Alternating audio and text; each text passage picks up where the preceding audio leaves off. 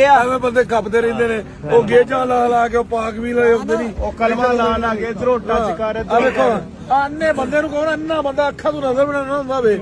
ਤੇ ਉਂਗਲ ਮਾਰ ਕੇ ਵੀ ਦੱਸ ਦਿੰਦਾ ਵੀ ਪੇਂਟ ਹੈ ਕਿ ਨਹੀਂ ਆ ਵੇਖੋ ਕਿੱਡਾ ਆਸਾਨ ਕੰਮ ਕਿਆ ਬਾਤ ਹੈ ਯਾਰ ਡੋਗਰ ਸਾਹਿਬ ਦੱਸੋ ਜੀ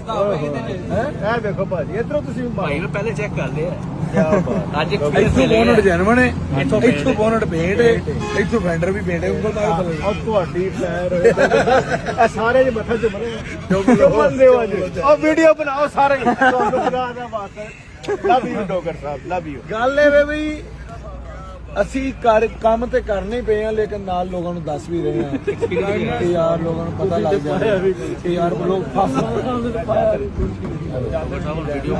ਪੇਂਟ ਹੋਵੇ ਕੋਈ ਗੱਲ ਨਹੀਂ ਕੋਈ ਜੈਮਨ ਹੋਣੀ ਚਾਹੀਦੀ ਡੋਗਰ ਸਾਹਿਬ ਕਿੰਨੇ ਕੁ ਦੇ ਲੈ ਲਿਆ ਮੁੰਡਾ ਲਾਲਾ ਕੋਈ